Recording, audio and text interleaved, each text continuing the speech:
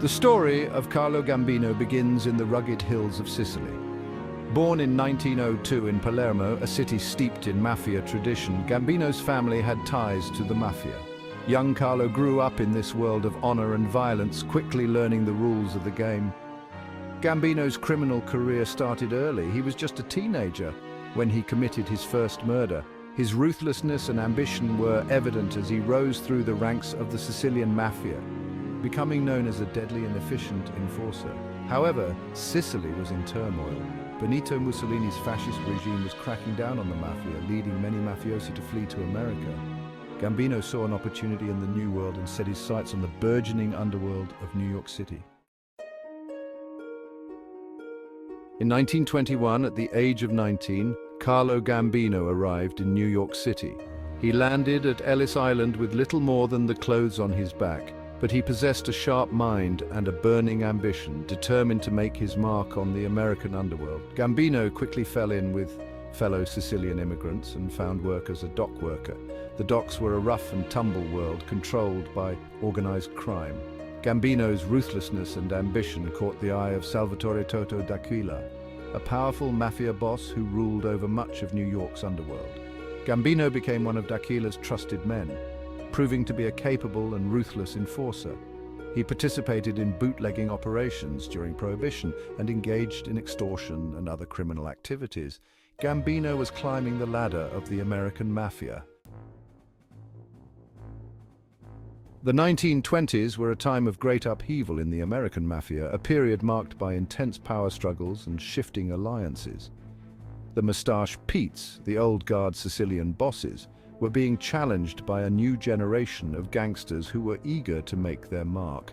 These younger gangsters were more Americanized, adopting new methods and eager to expand their power and influence beyond traditional boundaries. Salvatore Maranzano and Giuseppe Joe the Boss Masseria were two of the most ambitious bosses, engaging in a bloody war for control of New York's underworld, each determined to emerge as the supreme leader.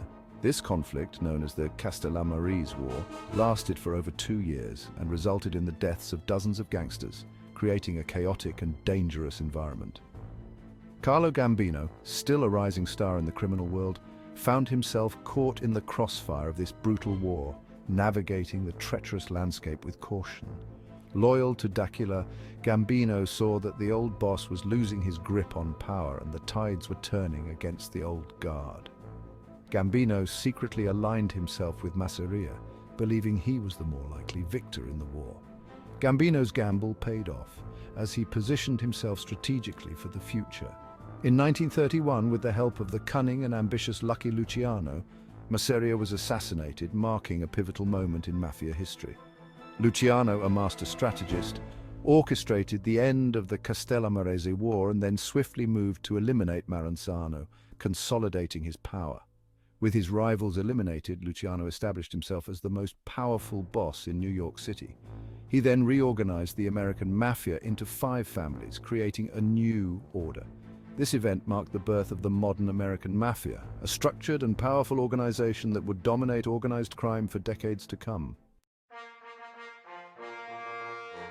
After the Castellamarese War, Carlo Gambino found himself in a position of power.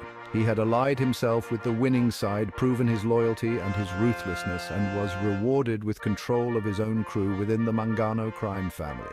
The Manganos were one of the 5 families. Gambino was a shrewd operator, expanding his power base through a combination of violence and diplomacy. He built strong relationships with other mafia families and cultivated corrupt officials and law enforcement officers. These connections would prove invaluable in the years to come. In 1951, the leader of the Mangano family, Vincent Mangano, disappeared. It is widely believed that he was murdered on Gambino's orders. With Mangano out of the picture, Gambino assumed control of the family, ruling it with an iron fist for the next 2 decades. The family was renamed the Gambino crime family in his honor. Section 5. The Gambino Empire, a vast criminal network. Under Carlo Gambino's leadership, the Gambino crime family became the most powerful mafia organization in the United States. It controlled a vast network of criminal enterprises, including illegal gambling, loan sharking, extortion, hijacking, and labor racketeering. Gambino was a master of logistics and organization.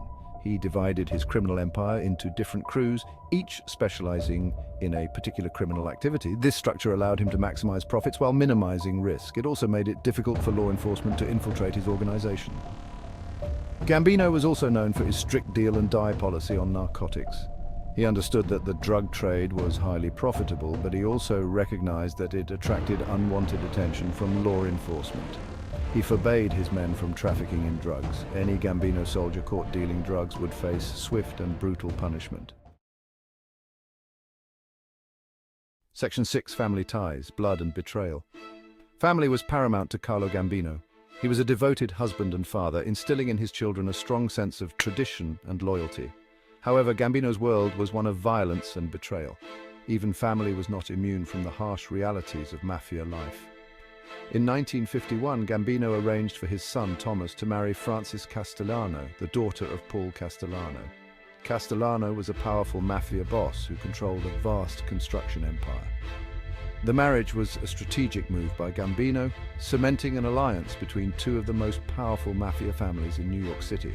However, the alliance between Gambino and Castellano would eventually sour. Castellano was a flamboyant and ambitious boss who clashed with Gambino's more conservative approach to organized crime. As Gambino's health declined in the 1970s, Castellano began to assert his own authority. This power struggle would have deadly consequences for both men. Section 7. The Teflon Don evading justice. Despite his long and storied criminal career, Carlo Gambino was remarkably adept at evading justice.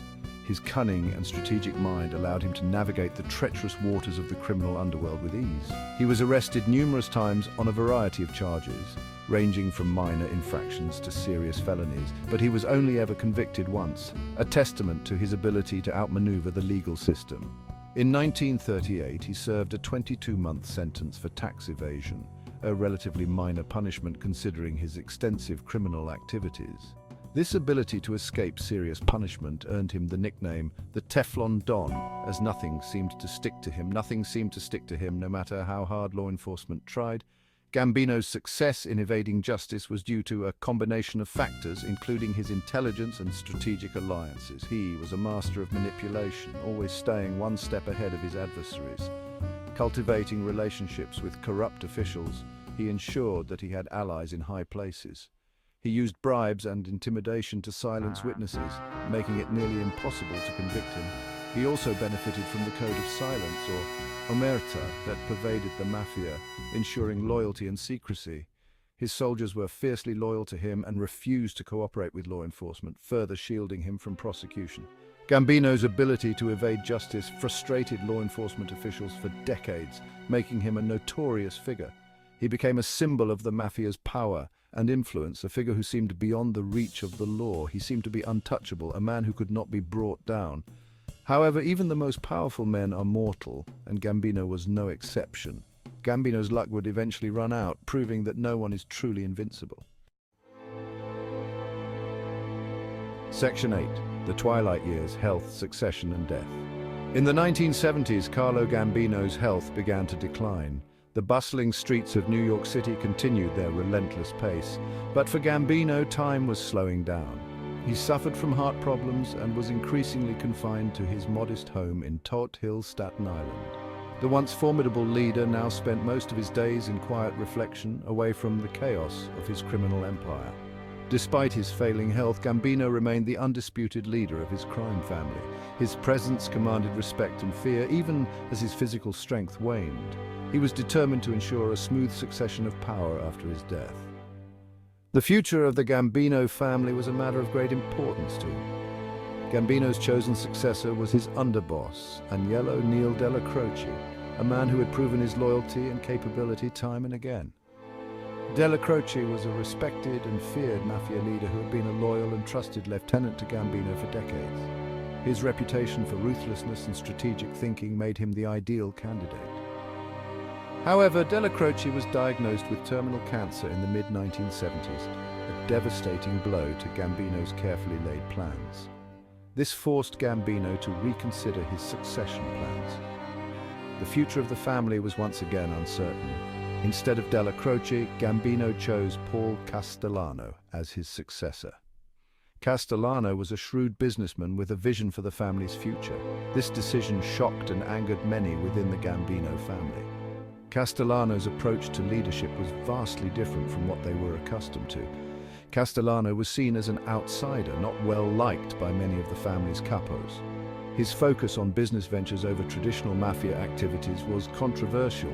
Many viewed him as too business-oriented and not ruthless enough to lead a mafia family. This perception created a rift within the organization. They believed that Castellano's leadership would weaken the family's power and influence. The tension was palpable. This decision would have far-reaching consequences for the Gambino family. The seeds of discord were sown. On October 15, 1976, Carlo Gambino died peacefully in his sleep at his home in Tot Hill. His passing marked the end of an era. He was 74 years old. His death left a void that would be difficult to fill. His death marked the end of an era. The Gambino family had lost its patriarch. He had ruled the Gambino crime family for over 2 decades, transforming it into the most powerful mafia organization in the United States. His leadership was unparalleled. His death left a void at the top of the Gambino family, triggering a power struggle that would plunge the family into years of violence and instability. The future was uncertain. The power struggle that ensued was fierce and bloody. Loyalties were tested and alliances were broken. The Gambino family would never be the same again. The legacy of Carlo Gambino would be both a blessing and a curse for those who followed.